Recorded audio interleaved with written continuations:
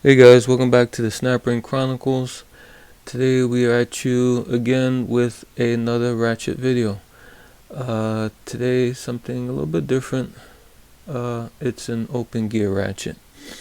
But before we get started, if you like this content and you find it interesting, could you please give me a like and also subscribe to this channel, because that would help me a lot. Okay, today we have a Thorsen 77M, manufactured in the USA. Like I said, is an open gear. This is a small one. This is the 1/4 inch version of their open gear, and this is pretty small. This measures in at 4.5 inches. There we go. See, yep, 4.5 inches. So, as far as like modern 1/4 inch ratchets go, this is pretty small, and it has a pretty nice knurled handle. They did a pretty good job at these tiny knurls. That looks pretty good. And here is the head. And this is the switch. It's just a rocking pawl with a ball underneath and a spring underneath the ball, and that allows you to switch from whichever side. And the pawl has 2 teeth on each side, as you can see here. And the only unfortunate part of this is that you can't really take these apart, because they were constructed to be permanent, not to be taken apart. But we'll take a look at some of the features here. Okay, this gear, it's 30 teeth. 30 teeth gear. You can see the teeth there. And this also comes with a ring around the head. If I can not drop it. It presses on to cover the gear. So, and if you have one of these on there, I would just suggest you leave it on there unless you have to know what's underneath. These are pretty hard to get off, and they're even harder to get on. So if you want to avoid frustration, I would just leave these covers on. But I took it off just to show what's underneath here. Okay. Here's the ball detent. Doesn't look too clean. Looks a little sloppy. The way they peened it on there looks a little looks centered, but the peen looks a little lopsided. And there's the switch pin.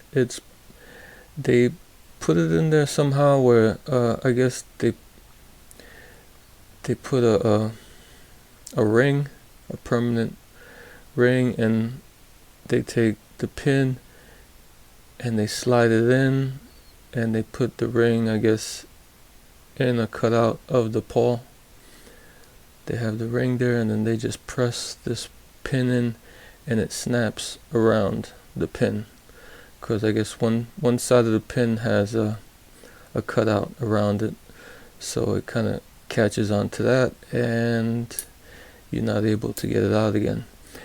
The gear, I'm not too sure about. I know some manufacturers, they had where you can take out the gear. Actually, they had a snap ring on this side. Yeah, on this side they would have a snap ring, and you would take that out, and you could, I guess, push the anvil in, and this would come out, and it would be just the gear would be separate from the anvil, and on those you see the gear would have a square, like a square hole, like the anvil here. It would have a square hole where it would, that's what would catch when they put this together. So it would have a square post inside, and they would take that post and put it on the gear and put the clip here to secure it. This is a little bit different. I'm not sure what method they use, but let's get a little bit, let's zoom in a little bit more to see something. Okay, as you can see here, there's a crack here radiating from the side. It goes in a little bit, this crack, and if you could just make it out, you can see this, it's pretty faint, but there's a line, a circle here. You can see the line that goes around. I'm not sure if this is two pieces, the inner and the outer, or if that's where they just punched it in, where they pressed this piece in.